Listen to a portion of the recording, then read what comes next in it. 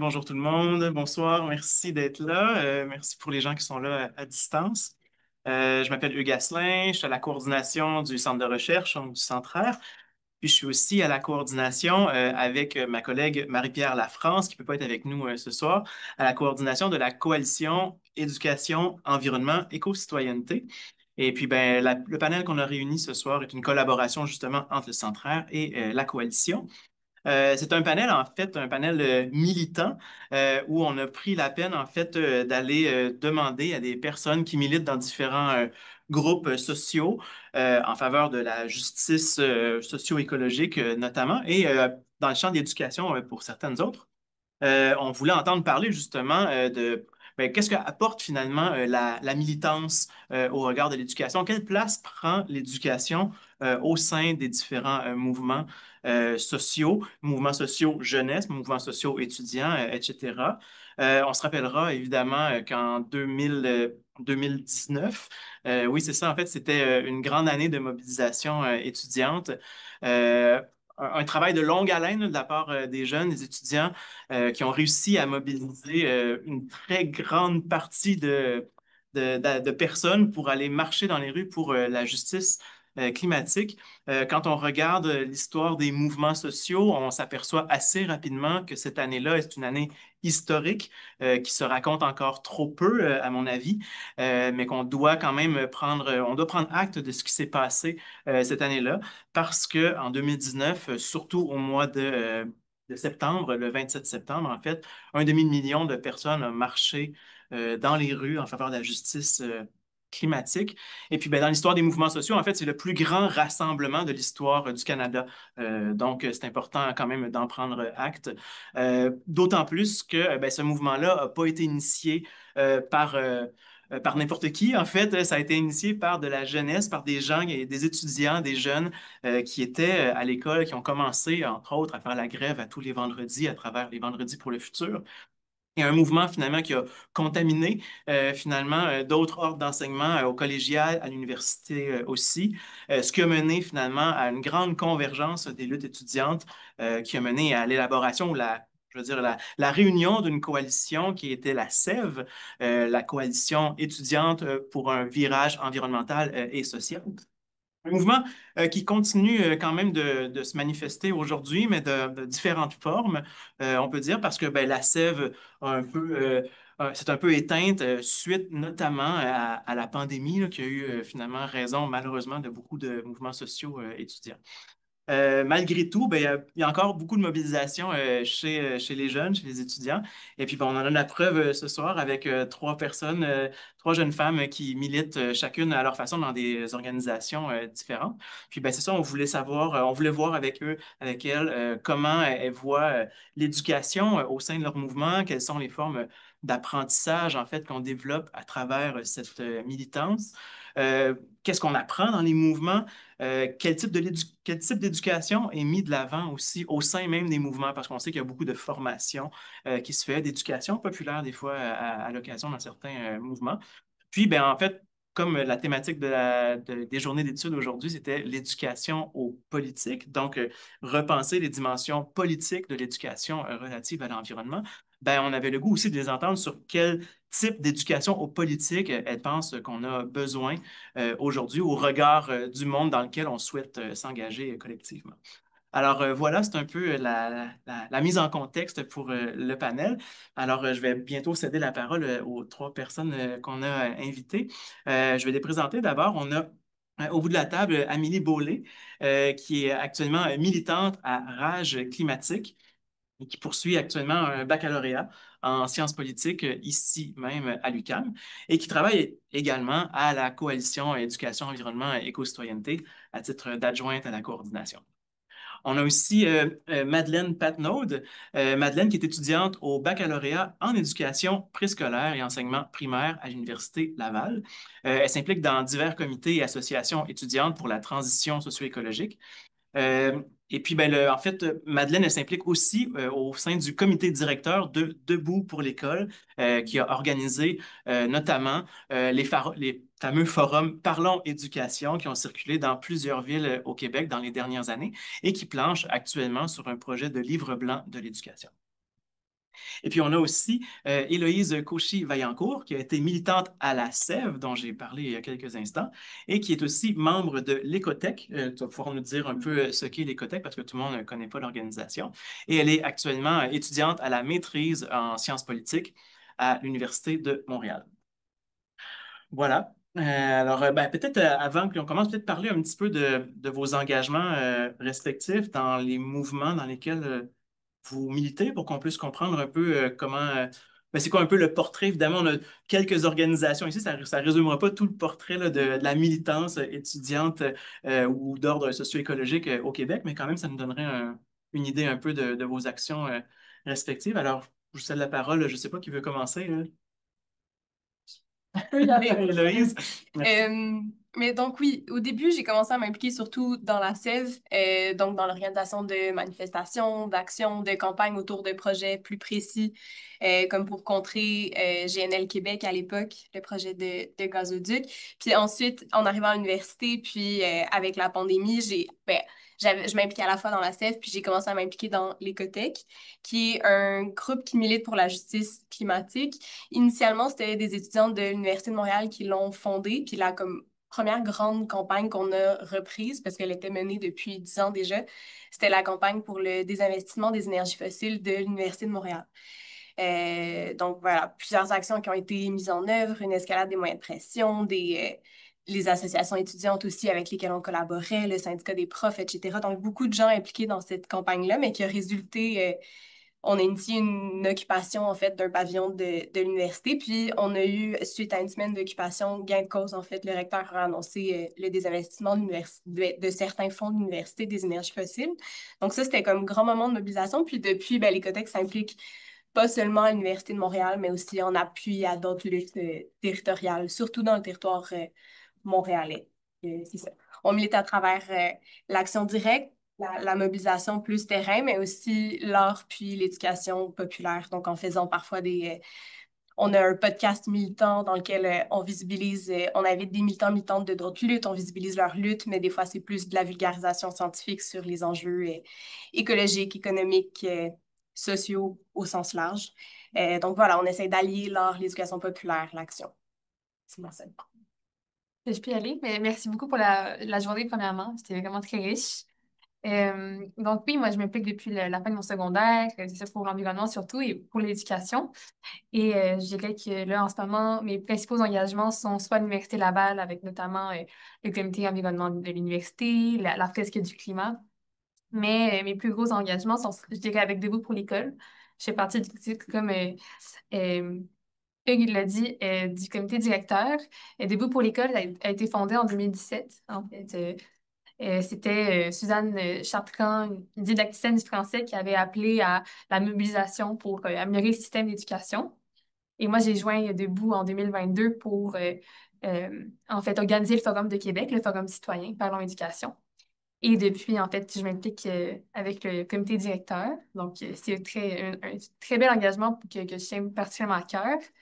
Et aussi, j'ai eu la chance de m'impliquer avec le Lab 22, le comité jeunesse, en fait, de cet organisme-là qui accompagne les écoles secondaires dans la transition socio-écologique. Et je pourrais peut-être vous en parler tantôt, mais en ce moment, j'ai un projet avec d'autres membres du comité jeunesse de cet organisme. Puis, c'est à propos de la philosophie pour enfants et du dialogue relié à l'environnement. Donc, peut-être que je pourrais en parler. Ben ça, un peu comme ben, vous autres, je milite depuis la fin de mon secondaire. Puis je suis passée à travers plusieurs groupes, donc pour le Futur Montréal, la SEV, etc. Puis à travers les associations étudiantes aussi. Mais en ce moment, je suis dans Rage climatique depuis bientôt 2 ans.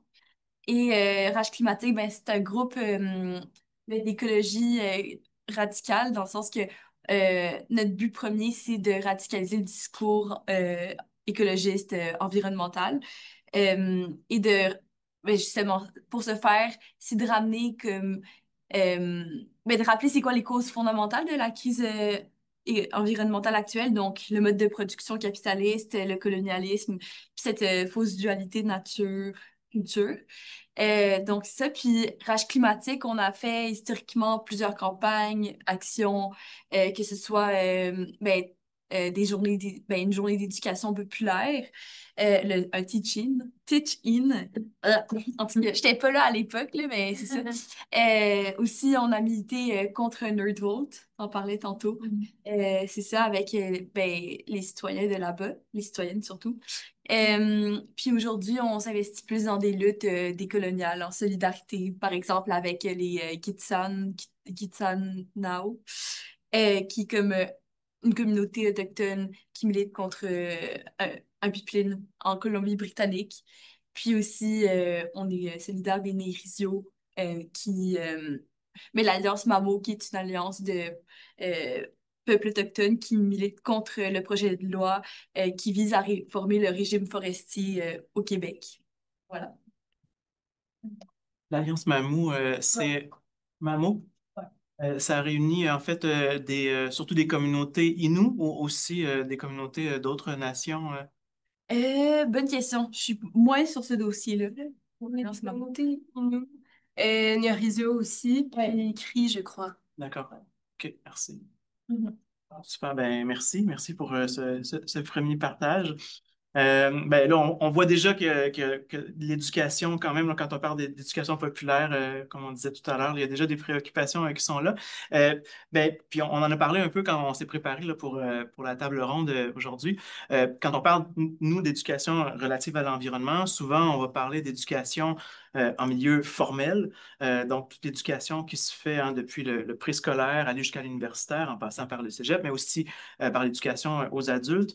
On va parler aussi d'éducation dite non formelle, donc d'éducation qui se déploie dans les OBNL, les différents parcs nature, par exemple, dans les musées.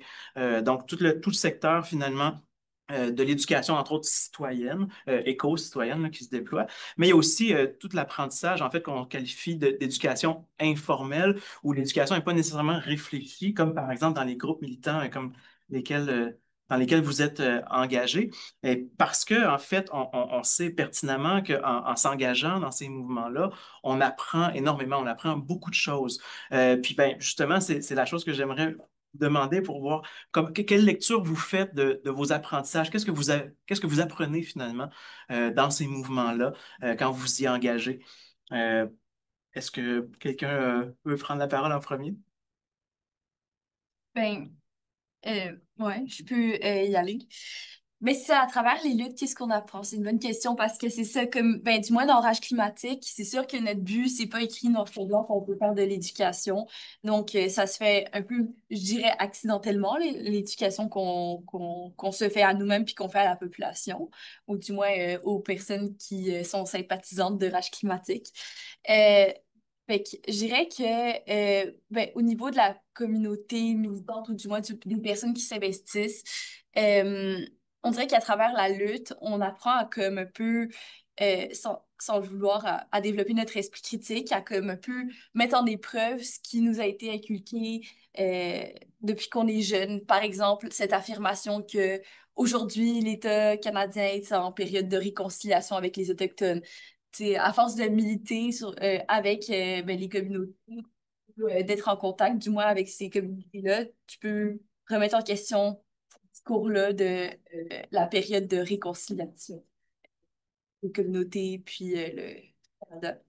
Donc, ça permet ça, de comme, un peu critiquer les affirmations euh, qui sont répétées à moult reprises. Euh, c'est ça, principalement, je pense. En ce moment, il n'y a rien d'autre qui me vient en tête, mais déjà beaucoup, je trouve. Je peux y aller. Je dirais pour mon engagement chez Debout pour l'école, les principaux apprentissages que je fais, je pense que en fait, c'est un collectif citoyen, Debout pour l'école. Donc, il y a des personnes surtout reliées évidemment à l'éducation, mais les retraités de l'éducation, il y a des professionnels actuels dans le système. C'est comme si, puis moi, je rentre, là, j'ai fait juste une année d'université. Donc, c'est comme si, Debout pour l'école, on a plusieurs discussions, on a plusieurs réflexions collectives, puis ça permet en fait d'avoir tous les angles, ou en tout cas plusieurs angles du système d'éducation, de qu'est-ce qui marche pas, de qu'est-ce qui marche bien. Il n'y a pas juste des problèmes en éducation, mais il y a plusieurs enjeux. Donc, c'est comme si tous ces chapeaux-là me permet en tout cas de comprendre mieux les problématiques. Moi, j'arrive dans un système qui est possiblement en crise, je trouve, en tout cas, selon plusieurs aussi, mais c'est comme si j'ai pas accès à ces apprentissages à l'université. On dirait que tout va bien. Quand je suis à l'université, on parle de didactique, on parle de plein de belles approches pédagogiques, mais le système, lui, est en crise, puis on parle pas de ça. Donc, on dirait que... Puis moi, j'ai besoin de comprendre. On parlait de lucidité plutôt dans la journée.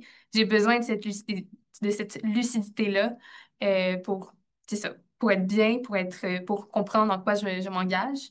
Et donc, Debout pour l'école me permet d'avoir tous ces angles-là sur les enjeux en éducation, puis aussi d'avoir plusieurs discussions intergénérationnelles. Euh, c'est pas juste un groupe de jeunes, puis c'est très bien les groupes de jeunes, mais là, c'est la richesse, justement, c'est que les personnes qui arrivent à l'université peuvent parler à ceux qui ont 35 ans d'expérience, puis c'est tellement, tellement inspirant de pouvoir être en contact avec ces personnes-là. Donc, je dirais que c'est les principaux apprentissages que je fais.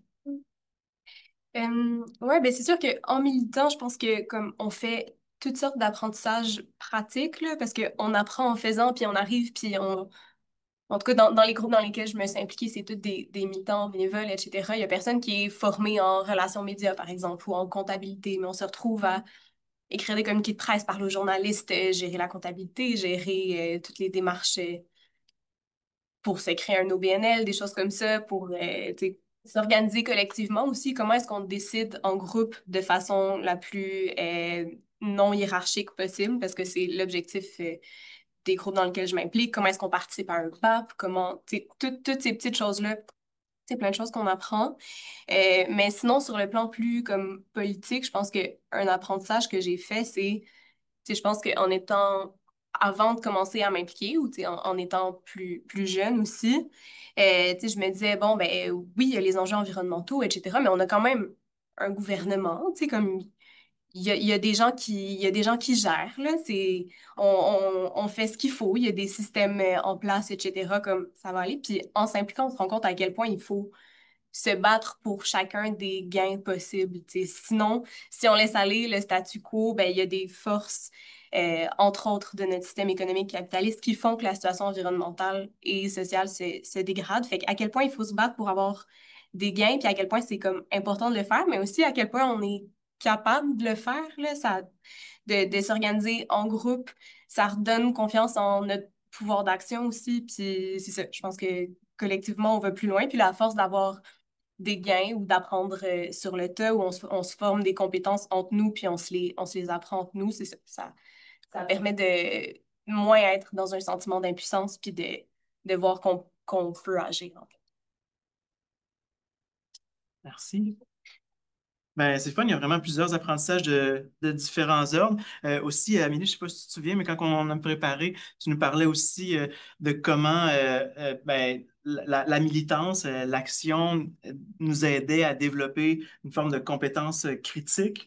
Mhm. Je pense à développer notre criticité. As-tu des exemples Ben, bien en tête? j'avais parlé de la réconciliation, là, qui était un exemple, mais aussi euh, mais ce que je veux dire par comme la compétence critique, c'est surtout de voir les contradictions. Comme je sais pas pour vous, mais avant de commencer à militer, mais un peu comme de la même manière que comme je croyais également que l'État gérait la situation de la crise climatique ou que on vivait dans une démocratie, ça j'y croyais avant.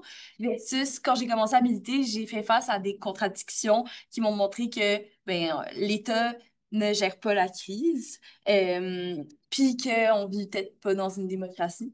Euh, en tout cas, à discuter, mais c'est ça. Tout ça pour dire ce que je veux dire par esprit critique, c'est ça, c'est de voir les contradictions, puis ensuite d'expliquer ces contradictions-là, puis affiner sa grille d'analyse par rapport à ce qui se passe dans l'actualité. Et un des exemples, par exemple, c'est que dans la lutte contre Nerdvolt, ça m'avait sidéré de voir, ben, pour avoir assisté à un conseil de ville avec les personnes citoyennes qui militaient contre ce projet, non, pour avoir un BAP autour de ce projet-là.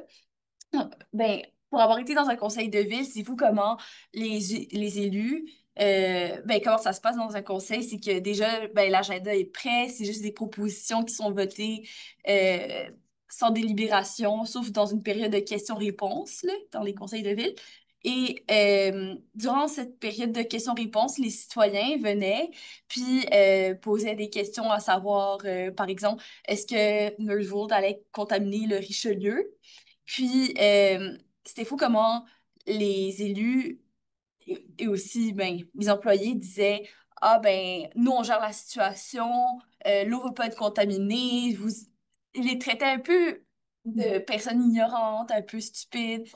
Donc, ça met à l'épreuve cette affirmation-là que on, comme ça met à l'épreuve l'affirmation qu'on est dans une démocratie, dans le sens que leur agenda est prêt, puis quand vient le moment de confronter, de remettre en question euh, leur projet, ben ils vont fermer la porte à toute délibération, à tout compromis. Puis c'est ça. Et comme pour revenir sur mon truc avec le Richelieu, l'exemple, c'est fou parce que quelques mois plus tard, on a vu dans les journaux justement que ben, le projet Nerdvolt a contaminé le Richelieu. Alors que les citoyens l'avaient un peu dit que c'était un risque. Donc, ouais, je trouve que ça, c'est un exemple de pratique qui montre comment le militantisme te permet de développer un esprit critique, puis aussi, non seulement pour les personnes qui militent, mais pour l'environnement, les personnes qui suivent la lutte, là. Mhm. Mais comment ça se passe comme mécanique? Je veux dire, comment est-ce que ces apprentissages-là sont faits plus concrètement? Tu sais, comment est-ce qu'on développe finalement cet esprit critique-là? Est-ce que c'est en assistant seulement aux événements comme ça, au conseil de ville, par exemple, ou bien s'il n'y a pas des dispositifs qui sont mis en place à l'intérieur même des mouvements? Tu sais, au sens, finalement, quelle place prend l'éducation dans vos propres mouvements à l'interne? Est-ce qu'il y a des choses que vous mettez en place justement pour favoriser le développement de ces apprentissages-là, aussi en plus de l'expérience même là, de l'action, d'assister à des séances de débat politique? Est-ce qu'il y a des choses que vous mettez en place? Euh, ouais. Tu peux y aller, ouais. Mais genre, je veux aussi vous laisser parler, là. Ouais. Fait que je vais prendre genre 1 minute, là. Ben nous, ce qu'on fait, c'est justement, on fait des journaux, des tracts, des petits magazines qui vise ensuite à aider les personnes, ben, aider, je trouve ça un peu paternaliste comme mot, là, mais comme un peu à essayer de faire cheminer les réflexions devant les situations auxquelles nous faisons face. Donc, par exemple, pour le conseil de ville, ben, on a des journaux ou des tracts aussi euh, qui vont expliquer comme pourquoi euh, on n'est pas dans une démocratie comme ce qui est dit en ce moment. Donc, ça permet, un peu comme un manuel qui permet de comprendre un peu pourquoi dans un conseil de ville, ça se passe comme ce que je viens d'expliquer et non pas de manière avec... et pourquoi il n'y a pas plus de délibération, en fait. Mais, Euh, ouais, ben, je dirais à l'intérieur des groupes militants dans lesquels je me suis impliquée, déjà, comme il y a un gros effort qui est fait pour partager les connaissances entre nous, puis nous entraider, puis pour essayer que les connaissances soient pas comme trop centralisées. Fait que là, quand tu apprends quelque chose de nouveau, quand tu fais un nouveau contact dans un autre groupe, on essaie de répartir ça dans le groupe, puis pour les prochains qui arrivent après nous, nouvelles personnes qui commencent à militer. Sinon, peut-être plus, je peux parler de ce qu'on fait comme à l'extérieur, mettons dans des initiatives d'éducation populaire ou pour comme créer des espaces où les gens peuvent se former entre elles et eux. Mettons, c'est l'idée de faire des podcasts militants, par exemple, pour essayer de visibiliser des expériences de lutte militante qui sont pas toujours relatées tant que ça dans les journaux, tu sais, pour essayer d'apprendre d'une lutte de l'autre, parce qu'il y a beaucoup de choses qui se recoupent quand on regarde les expériences des luttes féministes, des luttes décoloniales, des luttes autochtones, des luttes écologistes, anticapitalistes, etc., anarchistes aussi. On est en train aussi de partir une revue militante avec l'Écotec, Le Sablier, donc qui aborde les enjeux socio-écologiques sous un angle anticapitaliste. Puis on laisse la plume, en fait, à toutes les personnes qui veulent écrire. Il y a comme eu une sélection qui a été faite quand même, mais pour essayer c'est ça, de créer une nouvelle plateforme de diffusion d'idées, mais aussi d'art, de fiction, etc., de récits. Donc, c'est ça, essayer de mettre en place des ateliers aussi, mais que ce soit toujours soit dans une perspective de démocratisation des savoirs ou de comme vulgarisation scientifique, ou de créer des espaces pour que les gens se partagent leurs connaissances, parce qu'il y a énormément de connaissances dans les milieux militants. Il y a énormément de recherche militante qui se fait aussi quand on mène des campagnes de mobilisation, là, que ne serait-ce que pour essayer de comprendre les enjeux environnementaux, pour essayer de comprendre, par exemple, c'est quoi exactement la structure d'investissement de l'université pour voir quelle proportion est investie dans les énergies fossiles ou dans l'armement israélien, par exemple. Et essayer de c'est ça, partager ces connaissances-là, puis créer des plateformes pour qu'elles puissent se diffuser plus facilement, puis à l'extérieur des cercles universitaires aussi. Oui, puis ce que tu disais à propos de créer des espaces où les gens peuvent s'exprimer, ben, Debout pour l'école, en fait, a essayé de faire ça pendant le printemps, là, avec la consultation citoyenne sur l'éducation qui a eu lieu au printemps. Puis justement, c'était fait pour que les citoyens, c'était surtout aussi des parents, des enseignants, beaucoup d'enseignants, des personnes de l'éducation finalement, qui ont pu s'exprimer au sujet des enjeux qui les concernent dans l'éducation. Il y avait 4 revendications de debout, mais qui étaient faites en fait d'après ce que les citoyens avaient dit lors des forums citoyens. Moi, j'avais assisté à celui de Québec, puis ça m'avait...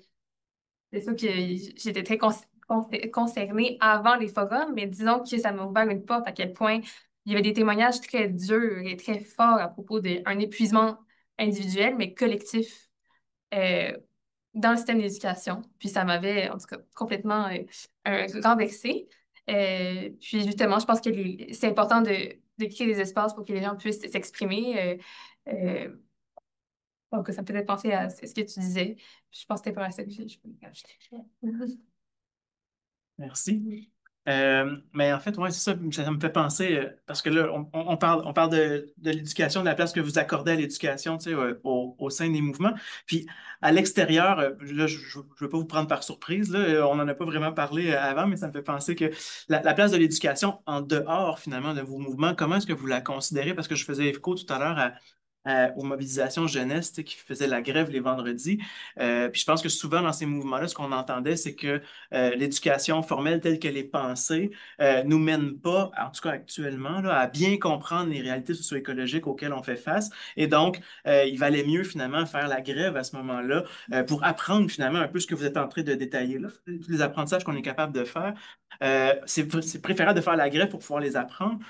Donc, on sera en mesure de se poser la question, mais qu'est-ce que ça prend à l'école? Qu'est-ce que ça prend à l'éducation? Comment vous voyez l'éducation, la forme que devrait prendre l'éducation, vous pensez, pour vraiment répondre aux enjeux contemporains? Est-ce que vous avez une position? Je sais que vos mouvements, ils réfléchissent pas nécessairement à ça, mais évidemment, nous, ça nous interpelle parce que je dirais à la coalition Éducation, Environnement, Éco-citoyenneté, on est porteur d'un projet de politique publique qui vise à institutionnaliser une forme d'éducation qu'on appelle l'éducation relative à l'environnement, qui est une dimension de l'éducation fondamentale qui actuellement est absente dans nos curriculums. Donc, on le voit bien. Donc, on a besoin collectivement de se doter d'outils pour s'assurer que chaque personne qui traverse le système de l'éducation formelle puisse au moins avoir accès à cette dimension du rapport au monde qui est actuellement tronquée de nos réalités de formation collective. Donc, je me demande comment vous vous situez, peut-être vous en tant que personne, pas nécessairement en tant que porte-parole, là, je veux dire, mais comment vous voyez ça au regard de vos engagements respectifs? Oui, madame. Mais d'un point de vue plus personnel au secondaire, je me rappelle quand certains profs prenaient l'initiative de parler d'éducation relative à l'environnement dans les cours. Je trouvais que c'était pas du tout habile. C'était une manière très dramatique, très passive aussi de parler d'éducation. Vous le savez sans doute mieux que moi, là.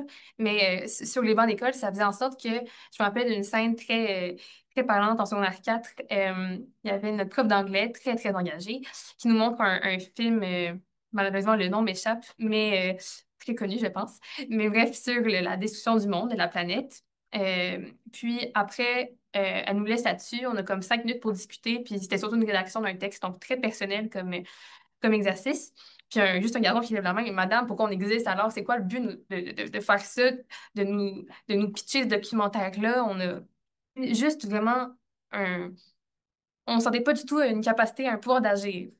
Donc, c'est totalement passif comme manière de la professeure, sûrement, elle avait comme motivation de nous instruire, de nous sensibiliser, mais c'était mal fait, malheureusement, parce qu'on recevait ça, on n'était pas outillés pour recevoir en peu de temps, autant d'informations choquantes, bref. Mais, donc, je pense que l'éducation devrait au contraire nous permettre, en fait, aux jeunes de développer leur pouvoir d'agir. Puis, justement, on en parlait un peu plus tôt dans la journée, mais une des portes, je pense qu'il y a plusieurs manières de développer le pouvoir d'agir des jeunes, mais entre autres, je pense que c'est par le dialogue philosophique, de amener les jeunes à développer leur propre capacité de penser, penser par et pour eux-mêmes. T'en parlais de l'esprit critique, ben, la philosophie pour enfants, entre autres, c'est un moyen de développer une pensée critique personnelle, une pensée bienveillante parce que j'écoute tous les points de vue, une pensée qui est créative parce que j'apprends à problématiser puis à trouver des nouvelles solutions. Donc, pour moi, je suis pas du tout la spécialiste de la philo pour enfants, mais je trouvais que c'était qu'elle soit en rapport avec l'environnement ou non, elle permet en fait d'outiller les jeunes à penser par eux-mêmes, puis à pouvoir, après on disait penser c'est agir, ben après à pouvoir agir dans leur monde de façon, en tout cas et- pour pouvoir trouver des solutions à la crise qu'on traverse, là. Donc ça me faisait penser à la philo pour enfants. Mhm. Mm. Mais ce que tu disais sur la question du pouvoir d'agir, ça me parle aussi beaucoup parce que Mm. chez plusieurs personnes autour de moi, ou en tout cas, je trouve que c'est déjà très bien parce que j'ai l'impression qu'il y a quand même une sensibilisation aux enjeux environnementaux qui est quand même là. Il y a une certaine tu sais, littératie climatique et tout, compréhension, Tu veux mais il dire y a dans les mouvements, non plus largement que ça, ouais. puis peut-être dans les gens de ma génération, dans les cohortes avec qui j'ai comme traversé le système d'éducation, parce qu'on en parlait quand même à l'école, mais plus dans les cours de sciences pour avoir comme un constat c'est ça, des enjeux environnementaux, des cycles biochimiques, des limites planétaires un peu et tout. Mais après, il y a un immense sentiment d'impuissance là, qui est là, puis cette espèce de clash-là entre comme puis je comprends que ça puisse être paralysant, mais je pense que une des choses comme essentielles pour arriver à passer dans l'action, mais c'est une éducation plus politique, puis de comment est-ce qu'on peut comprendre le système politique dans lequel on est. Je pense que c'est une étape essentielle qu'on veuille, tu sais, s'impliquer directement dans le système politique électoral, par exemple, qu'on veuille mettre de la pression sur nos élus ou qu'on veuille, tu sais, cibler d'autres cibles ou s'impliquer à l'extérieur des institutions. Je pense que comprendre le système politique pour voir est-ce qu'on s'adresse à lui ou pas, etc., c'est essentiel. Puis après, comprendre aussi toutes les façons de l'action politique, en fait, là, qu'elle soit, c'est ça, individuelle, collective, électorale, à l'extérieur des institutions. Puis c'est ça, je pense que cette étape-là, c'est comme un petit truc qui manque parce que, puis qui permettrait de rentrer dans l'action puis d'être moins dans le défaitisme, par exemple, ou le sentiment d'impuissance, là. Mm. Ouais. Puis à ça, comme j'ajouterais aussi, comme à ce que vous avez dit, ben c'est ça, non seulement ben, comprendre le système, puis aussi, ben du moins j'ai l'impression, ben à l'école, au primaire et au secondaire, j'avais l'impression que c'était facile. Puis des fois, je parle avec du monde. C'est facile de sortir de cette scolarité-là, puis de pas savoir ben, qui est au pouvoir, ou dans quel pays, ou dans quelle province, quelles sont les capitales de telle province ou pays. Donc, ce serait aussi comme une éducation qui informe des enjeux actuels, donc la crise environnementale. Et c'est vrai que la science, ben, du moins pour avoir traversé ce système-là, c'est vrai qu'en science, ça en parle aujourd'hui. Mais ce serait bien comme justement que, de un, l'éducation soit ben, transversale, donc qu'on retrouve ben, que toutes les disciplines ben, dans les écoles ben, primaires, secondaires, cégep et université, que dans toutes les disciplines, on parle d'environnement, puis aussi d'éducation relative à l'environnement, donc qu'on nous apprenne d'autres manières d'avoir une relation avec l'environnement. Puis aussi, ce serait bien que le système éducatif s'informe des enjeux autour du racisme aussi, parce que, ou de la montée de la droite, c'est des choses qui sont pas vraiment abordées. Puis, les politiciens, en ce moment, leur priorité, c'est ce qu'on voit à l'école, là, qu'on voit les profs à l'école. Bref, donc c'est ça. Une école connectée aux enjeux actuels. Puis, ce serait bien aussi comme comment j'entrevois l'éducation, euh, mais une éducation plus adaptée à, je veux dire, ce qui se passe aujourd'hui, ce serait euh, ben, développer un savoir-faire pratique, donc savoir ben, cultiver des fruits, des légumes, savoir être en quelque sorte là, autosuffisant, donc être capable de réparer des trucs qu'on a brisés ou qui sont brisés autour de nous, ou de construire des trucs aussi, être capable de faire sa nourriture, la pousser, la cuisiner, et aussi être capable de prendre soin de la communauté, le care. C'est des choses qui sont pas particulièrement enseignées aujourd'hui. Et apprendre à faire preuve de compromis parce que ça vient avec le fait de vivre en communauté. C'est tous des savoir-faire pratiques qui ne sont guère enseignés. Merci. Ouais, je suis vraiment d'accord avec ce que tu dis au début sur... Ben, en fait, je rêve d'une éducation relative à l'environnement qui soit aussi intersectionnelle, puis qu'on parle aussi de justice environnementale, d'inégalité environnementale, puis qu'on fasse le lien entre les crises sociales et les crises environnementales, parce que ben, elles sont liées, puis pour qu'on réussisse à imaginer des solutions qui réduisent les inégalités plutôt que les exacerbent, tu sais, qu'on on se dise pas, ah, ben, c'est super simple, il faut planter des arbres. Ben, formidable, on va planter des arbres, mais après, si les loyers montent, les communautés sont délogées, on se retrouve quand même avec des inégalités environnementales comme criantes. Fait qu'on fasse ces liens-là à l'école aussi entre les différents enjeux, je trouverais ça vraiment super important. Puis comprendre aussi comme les causes des changements climatiques, des crises environnementales, puis tu sais, quelles solutions sont les plus porteuses ou comment est-ce qu'on s'attaque vraiment aux causes du problème, à la racine des problèmes, puis tu sais, qu'on parle du système énergétique, des énergies fossiles, mais qu'on parle aussi de sobriété énergétique, tu sais, qu'on se dise que oui, c'est formidable, on va avoir des autos électriques, mais il faudrait qu'on réduise notre consommation totale d'énergie pour vraiment y arriver, tu sais, ou c'est ça, qu'on fasse les liens avec le système économique capitaliste qui repose sur la croissance aussi, là, parce que ces choses-là sont super liées, puis s'attaquer aux enjeux environnementaux sans essayer de construire d'autres alternatives économiques ou de changer notre système économique, ben, on pédale quand même à contre-courant, là. Euh, ouais, ce serait ce que j'aurais aimé apprendre à l'école, entre autres. Mais il y aurait tant de choses, là. Il y a beaucoup de chemin à faire, ouais. Euh, mais c'est intéressant, là, ben, ce que tu dis là, avec l'idée d'examen des causes peut-être plus profondes. Là, puis ben, je trouve que ça fait un peu écho aussi. Bon, ce matin, on avait la conférence d'ouverture de Alain Deneau là, qui nous mettait en garde contre certains oxymores, contre certains projets justement de développement, l'idée de développement durable là, qui en soi est une forme d'action qui promeut la croissance économique soutenue sans trop la remettre en question. On parle de l'arnacher un peu, de la ralentir, mais encore faut-il qu'elle continue parce que c'est apparemment le salut pour notre humanité, là. Fait que je trouve ça intéressant qu'on dise ben, que l'éducation devrait s'attarder finalement à l'examen des causes profondes puis des différentes propositions finalement politico-économiques auxquelles on pourrait ben, choisir finalement pour lesquelles on choisirait de s'engager en tant que personne. Mais pour ça, faut-il que ben, d'abord dans l'éducation, on soit capable de les examiner puis de les explorer. Mais là, la question qui me vient en tête, en fait, puis on en a parlé un petit peu avant, mais c'est quand le message passe pas, là, quand on se mobilise comme ça, puis on parle bon, de l'éducation, puis bon, l'éducation n'arrive pas à terme. Bon, il arrive parfois que les groupes militants vont avoir recours à des moyens peut-être plus percutants pour transmettre leur message. Puis, ben, évidemment, il y en a qui entrent souvent dans des actions de désobéissance civile, par exemple. Puis, on a eu des cas quand même emblématiques là, dans les derniers ben, mois, années.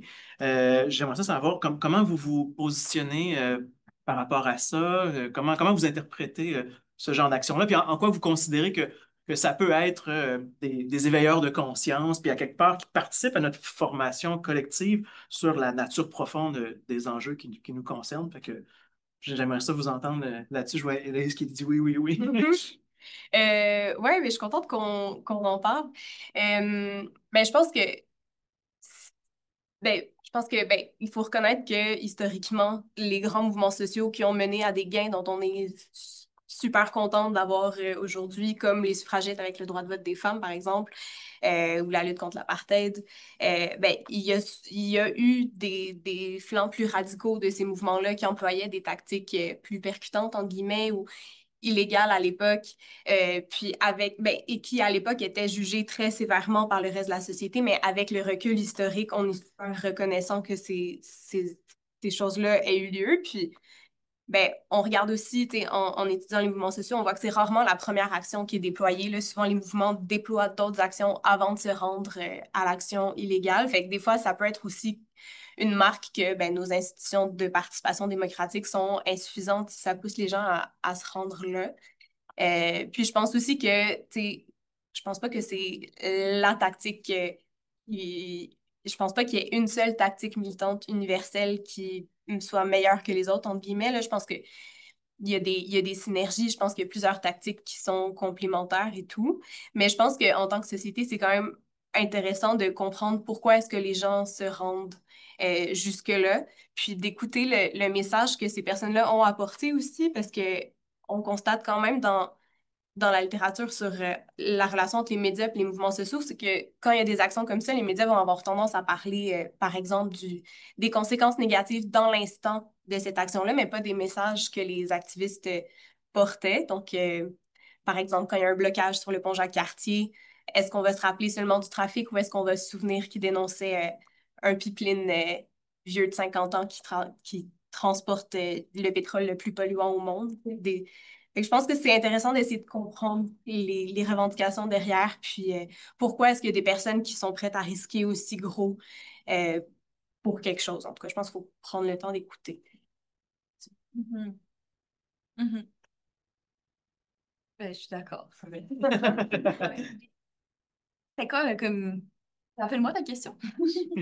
Mais je voulais savoir, en fait, s'il y a des positions, en fait, qui sont développées, par exemple, je ne sais pas, là, on parle de rage climatique. Est-ce qu'il y a des positions qui sont entendues par rapport aux actions de désobéissance civile à déployer ou à ne pas déployer, par exemple? Est-ce que c'est un mode qui est envisageable dans la diversité des tactiques, comme Héloïse le suggérait? Est-ce que c'est quelque chose qui est entendu, qui est convenu, ou duquel on se tient loin? Ou...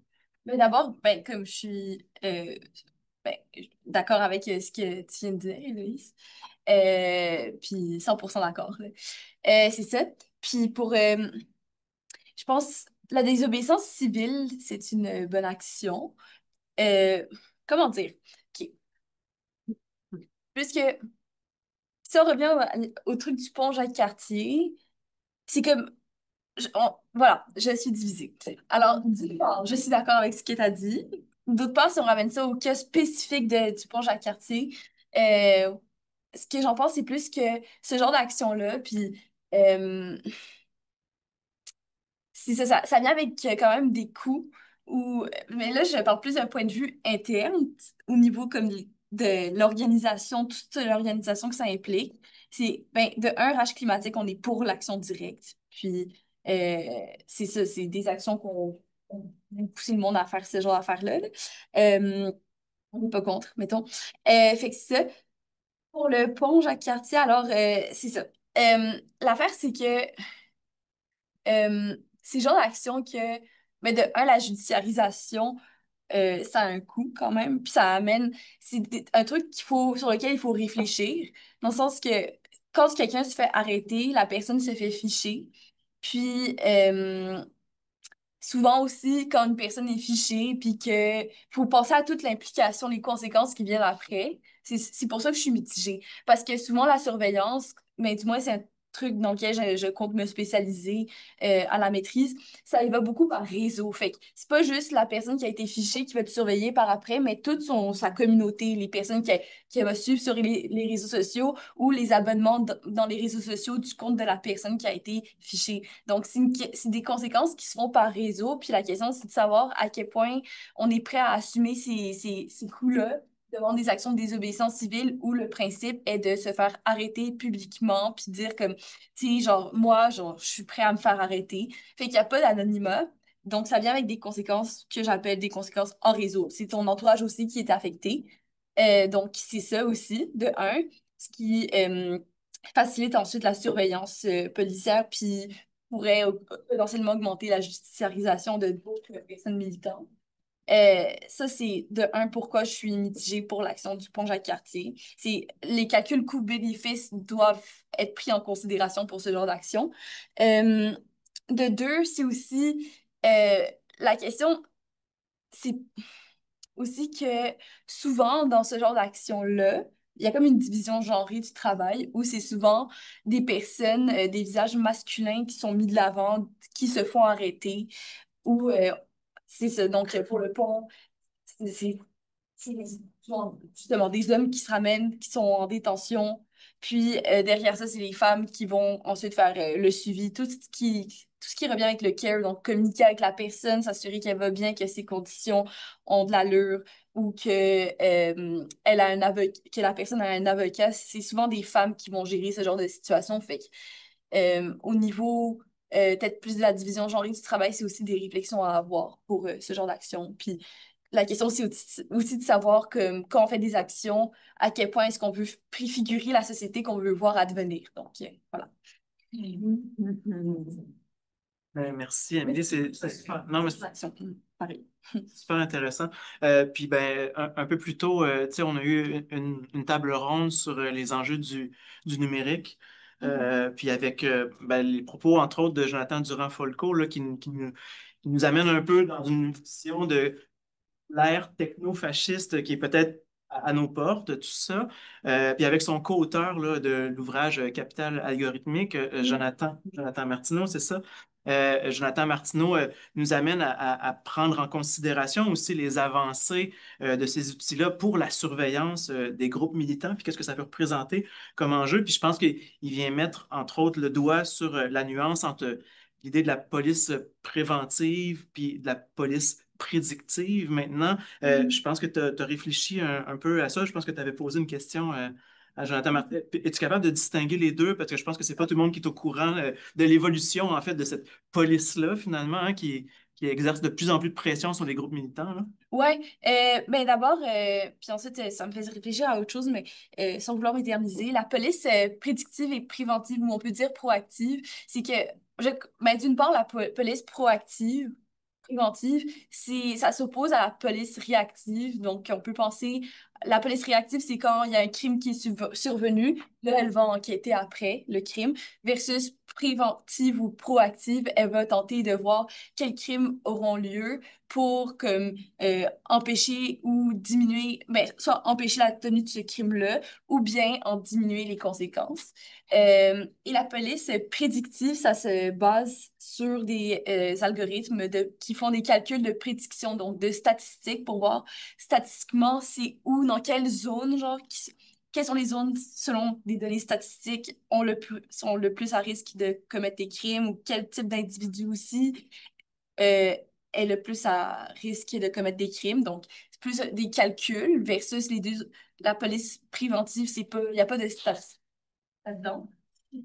Fait que c'est ça. Puis ensuite, ce que je voulais dire pour revenir, que je pense que la désobéissance civile ou les actions où on peut voir qui se fait arrêter, c'est une question stratégique qui est vraiment nécessaire à se poser concernant les conséquences dont je parlais précédemment, surtout avec la montée comme le développement technologique qui se fait à une vitesse fulgurante, qui fait en sorte que aujourd'hui c'est vraiment beaucoup plus facile que il y a un siècle de surveiller des personnes militantes puis aussi leur réseau.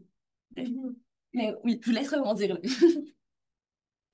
Oui, mais sur cette question-là de la judiciarisation des activistes, c'est ça, j'ai eu l'occasion de suivre le procès d'activistes qui ont bloqué un terminal pétrolier il y a 2 ans. C'est des activistes du collectif Antigone qui revendiquaient la fermeture du pipeline 9B qui amène du pétrole des sables bitumineux jusqu'à Montréal, dans Montréal-Est. Euh, Puis c'est ça, tu sais, ces personnes-là font face quand même à des conséquences assez lourdes, à des casiers judiciaires, à de la prison, ben, plusieurs personnes ont déjà fait de la prison suite à l'action du pont Jacques-Cartier, par exemple. Puis là, dans ce procès-là, pour le blocage d'un terminal pétrolier, il y a une personne qui a reçu 90 jours de détention quand même. Donc, c'est sûr que c'est des conséquences qui sont quand même lourdes. Puis c'est intéressant aussi de voir la rencontre, tu sais, entre les activistes puis le système juridique, tu sais. ça a été le lieu de plein de débats et honnêtement, ça a été un lieu d'éducation relative à l'environnement parce qu'en fait, pendant 10 jours, les activistes ont déployé comme une défense de nécessité face à l'urgence climatique. Là, on ne rentrera pas dans les détails juridiques, mais en gros, c'est de dire qu'il y a un danger tellement grave et imminent, le dépassement de points de bascule. euh, Par rapport aux limites planétaires qui font que les activistes avaient pas le choix d'enfreindre la loi. Donc, on a entendu 4 experts des politiques énergétiques, des infrastructures pétrolières, de la science du climat, des mouvements sociaux aussi. Ils nous ont expliqué la crise climatique, ses ramifications, l'influence des industries pétrolières sur le gouvernement canadien, etc. Puis bon, l'issue du procès a été que le juge a déclaré tout le monde coupable, a donné des peines relativement sévères, etc. Donc cette défense-là n'a pas porté fruit, mais je sais plus trop où je m'en allais. Mais en tout cas, la cour, la judiciaire, comme des procès d'activistes comme lieu d'éducation relative à l'environnement, ça s'est vu cette année, mais en effet, là, les conséquences juridiques peuvent être vraiment lourdes, là. Mhm. Ben, merci. Merci pour ces partages-là. Je ne sais pas si ça soulève des réflexions, des questions auprès des gens dans l'assistance, peut-être en ligne aussi. Je ne sais pas si... Tu Non? D'accord, merci. Il me semble que le juge avait même dit que c'était pas nécessaire de comme bloquer le pipeline, que la situation n'était pas assez urgente pour justifier un tel blocage. Ouais, je pense que le juge aurait eu besoin de plus d'éducation relative à l'environnement parce qu'il a dit que vu que 2 ans après l'action, en fait, la catastrophe climatique n'était pas advenue, ben c'était pas urgent à l'époque. Puis ben vu qu'il n'y a pas eu de déversement de pétrole à notre connaissance, là, ça a été démontré par le passé des citoyens qui ont constaté des versements pétroliers que la compagnie avait jamais eu conscience. Ben c'est ça, c'était pas un danger imminent. Ouais. Merci. Question, intervention? Oui, Martine? Ça me mène à toute la question du pouvoir personnel puis du pouvoir collectif. À quel âge on apprend à prendre sa place? Comment on apprend à prendre sa place? Est-ce que l'éducation en ce moment nous permet d'exercer un pouvoir personnel parce que c'est quand même assez magistral encore. Les cours sont encore des cours magistraux. C'est souvent le prof qui a la science infuse. Et puis, moi, je veux vous entendre sur la notion de pouvoir personnel, de pouvoir collectif, parce que vous êtes 3 personnes qui désirent influencer et qui vous servez de votre pouvoir pour influencer. C'est à quel âge ça se passe, puis c'est comment ça se passe. C'est une très bonne question, très belle question. Euh, je sais pas si notre système actuel, il valorise le pouvoir personnel et collectif. Ce serait une bonne question à se poser. Euh, ah non, j'ai fait plein d'idées, mais là, j'ai tout perdu. Hmm. Hmm. Mais dans votre histoire. Mon histoire, oui, d'accord, Ouais, oui, c'est revenu. Euh, Personnellement, moi, c'est grâce aux implications extrascolaires. Donc, au sein de la classe, je pense que je sentais que euh, je pouvais pas justement m'exprimer puis prendre ma place justement comme je le souhaitais. Donc, c'est grâce au Parlement étudiant au secondaire. Il y en a même au primaire, mais moi, ça commence au secondaire là, avec le Parlement étudiant. Puis là, petit à petit, tu apprends que, hey, OK, on est une gang de jeunes de 12 à 17 ans, puis on peut choisir c'est quoi la fête de Noël. Ouais, on peut choisir c'est quoi l'Halloween, super. Puis là, déjà, c'est des petites réussites, mais tu vois que tu as du pouvoir sur ce qui se passe dans l'école. Puis là, tu sais, c'est vraiment minime au début, là. Mais après, un comité environnement. Ah, oui, on part du compost, on part un lave-vaisselle pour avoir de la... C'est comme si il faut que ça parte de petites réussites, mais il faut faire confiance aux jeunes. Puis c'est ça, je pense, je sais pas si ensemble on fait confiance aux enfants, aux élèves, mais il faut, je pense, leur permettre de vivre des réussites. Puis il y a plein d'organismes extrascolaires qui œuvrent pour ça, mais enfin, j'ai pas vraiment de réponse, mais je pense qu'il faut faire confiance, puis je pense pas qu'on leur fasse confiance. Ouais, moi aussi, mais je pense que ça prend des modèles. Moi, je me souviens, j'étais au primaire en 2012, puis de voir les manifestations. Mon école primaire était comme, le trajet des manifestations passait vraiment souvent à côté, puis là, on sortait dehors, puis des fois, on allait manquer nos cours pour rejoindre les manifestations, mais de voir jeune-là, qui pour nous était si grand, là, je me dis, oh mon Dieu, mais j'ai hâte d'être comme au cégep parce que c'est fou ce qu'ils font, puis ça a du pouvoir sur comme tout le monde autour d'eux. Fait que des modèles ou je pense qu'il y a ça. Puis moi aussi, ben moi, j'ai commencé à m'impliquer au cégep, puis je pense que c'était le fait qu'il y ait comme des associations étudiantes, puis des groupes étudiants, ça a facilité, là. Il y avait comme un local, le groupe écologiste, puis je pouvais juste aller voir ce qui se passait, puis de m'impliquer pour comme le compost, la vaisselle réutilisable. Ça m'a donné la confiance quelques mois plus tard de commencer à m'impliquer contre GNL Québec, puis avec la CEF, qui était comme une organisation à l'échelle du Québec, qui pour moi était immense, comme je sautais d'échelle. Fait que ça prend une porte d'entrée, puis je pense que quand il y a des structures qui existent déjà, ça aide. Mais j'avoue que moi non plus, c'est pas passé par les cours tant que ça.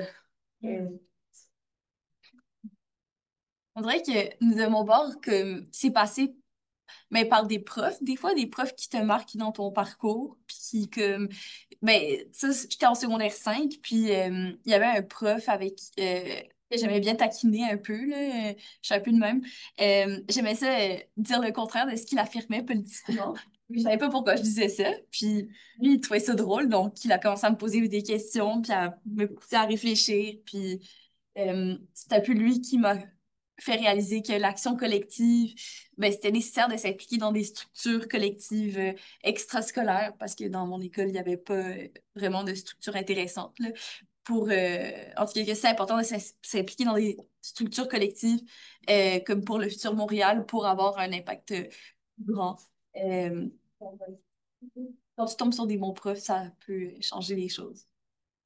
Pour le futur, pour le futur en général, ou en tout cas, j'étais méga impressionnée par les mobilisations de jeunes du secondaire, comme l'énergie était folle, puis souvent, comme l'énergie arrivait de là, puis ça percolait comme sur le cégep de l'université. Puis aussi, tu sais, il y avait tout ce truc de, comme, OK, les décisions politiques qui sont prises maintenant vont avoir un impact immense sur nous, sur notre futur. À l'époque, on pensait beaucoup au futur, puis moins aux conséquences, actuelle des changements climatiques. Là, on était moins conscients peut-être, pour ma part en tout cas. Mais il y avait ce truc de les décisions sont prises pour nous, sans nous. On n'a pas encore le droit de vote, genre. On n'a pas encore eu l'occasion de contribuer, mais on va contribuer, tu sais, on va agir, on va protester, on va contester, etc. Il y avait comme ce décalage-là, puis on parlait tu sais, des adolescents, etc., comme des citoyens de demain, mais en fait, comme les jeunes qui étaient dans la rue exerçaient beaucoup plus leur citoyenneté au sens de comme, participation politique que pas mal de monde qui vont voter aux 4 ans, puis que ça se limite à ça, là. En tout cas. Ils prenaient conscience de leur citoyenneté actuelle, puis ils l'actualisaient en actes. C'est ça, ils l'exerçaient, là. Ils l'exerçaient, oui, c'est ça. Souvent, c'est ça. En fait, une des choses qu'on observe, c'est quand il y a une brèche, quand il y a quelque chose, il y a une prise de conscience du développement de notre propre pouvoir agir, il y a quelque chose j'allais dire qui s'emballe, je ne veux pas dire qui déborde, mais qui grandit en tout cas. Puis je me souviens, Albert Lalonde, qu'on avait invité il y a plusieurs années, qui avait signifié à quel point en 2019, dans le mouvement pour le futur, en prenant conscience finalement du pouvoir que les jeunes avaient à faire une grève pour le climat, tout ça, ça a fait en sorte que dans les écoles, cette année-là, il n'y a jamais eu autant de friperies organisées, autant de talent shows organisés par les élèves, pour les élèves, plein de mouvements, plein de rassemblements, en fait, qui n'étaient pas nécessairement en lien avec les enjeux socio-écologiques, mais c'est une prise de conscience de son pouvoir d'agir qui grandit finalement quand on donne l'occasion. Fait que je trouve ça intéressant, Martine, que tu l'amènes. À partir de quel âge on va donner le droit, finalement, de reconnaître la citoyenneté ou le pouvoir agir? Comment est-ce qu'on peut le développer? À partir de quel âge on peut le faire? Puis quand on va le faire, en fait, qu'est-ce que ça va donner vraiment comme citoyen? C'est peut-être de ça que les pouvoirs ont peur, finalement. Moi, je pense que ça fait très peur politiquement Ouais. parce que moi, à la maternelle, j'avais un conseil, à un moment donné, j'ai toujours eu un conseil de coopération avec les enfants pour prendre des décisions sur l'horaire, sur les activités, alors, déjà à 5 ans, et à un moment donné, j'ai eu un groupe très proactif qui changeait les meubles de place. Eux, ils changeaient l'aménagement physique de la classe. Puis je les laissais faire parce que je me disais, bon, ça n'a pas d'allure, mais ils vont s'en rendre compte. Ils ne sont pas fous, là, ils vont bien se rendre compte qu'on peut passer au lavabo. Puis je les laissais faire. Puis ma collègue me disait, mais tu permets ça? Puis c'était pour elle épouvantable. C'était un acte révolutionnaire. Pour se rendre compte après, elle m'a dit, ben, en fin de compte, ça a de l'allure, leur approche. J'ai dit, ben, oui, quand tu leur laisses l'espace pour faire cet apprentissage-là, même à 5 ans, mais je trouve que notre éducation ne laisse pas l'espace de l'exercice du pouvoir personnel, et ça, c'est très politique. C'est-à-dire qu'on ne laisse pas aux jeunes cet espace de dire ce qu'ils pensent. Puis pourtant, il y a plein de décisions. Vous parliez des fêtes, des fêtes. Mais nous, c'est ça, le comité environnement avait décidé qu'il faisait une friperie puis une bouquinerie. C'était une école primaire, là. C'était au primaire. Et ils ont décidé que pour la friperie puis la bouquinerie, ils feraient chacun un signet. Chaque enfant de l'école ferait un signet pour offrir aux livres qui seraient échangés. D'autres ont pensé, en tout cas, ont pensé tout un système pour étiqueter pour les vêtements. En tout cas, il y a eu toutes sortes de choses et c'était beau de les voir. Et c'est pas toujours les plus vieux qui avaient les meilleures idées. Des fois, c'est un élève de deuxième année qui avait une idée. Puis là, les grands disaient, hey, il est brillant, lui. C'est vrai que même à travers ce comité-là, les enfants j'aime pas le mot empowerment, mais s'auto-donnaient du pouvoir entre eux et c'est subversif totalement. Et c'est très politique, mais je pense que ça se fait et c'est possible. J'étais en maternelle, hein? J'ai enseigné 35 ans en maternelle. Jamais monté en première. Il y avait Alexandra qui voulait intervenir, puis Laurence aussi. Et non, en ligne. Et quelqu'un en ligne, super, merci. Je fais du pouce sur le mot subversif. J'allais dire, tu mentionnais ton prénom? Madeleine. Madeleine. Tu mentionnais la philosophie pour enfants. Le côté subversif de la philo pour enfants où on donne la parole, mais aussi on crée des occasions pour co-construire une parole. Tu sais. Puis vous avez beaucoup mentionné le mot délibération. Puis le manque de délibération que vous avez vu dans toutes sortes d'instances, que ce soit judiciaire ou au conseil de ville, etc. Mais tu sais, d'avoir des instances où on se pratique à délibérer ensemble, puis à vivre, tu sais, tout ce que ça peut brasser, délibérer ensemble. Puis il y a un très beau concept que Edwidge Chirouter qui travaille le concept de l'interlocuteur valable, tu sais, de vraiment traiter l'autre comme un interlocuteur valable. Et puis, traiter l'enfant, tu sais, comment on est adultiste dans le milieu de l'éducation aussi, tu sais, c'est une interlocutrice valable. Alors, ça me faisait vraiment penser à ça. Puis merci pour ces exemples. J'ai pris plein de notes. Là. Je pense que je suis à la page 72 de mes notes de la journée aujourd'hui. Mais je trouve que ce que vous illustrez par rapport à ces compétences transversales, là, c'est tellement important. Puis c'est vraiment, je pense que pour plusieurs d'entre nous en éducation, ça fait du bien à entendre.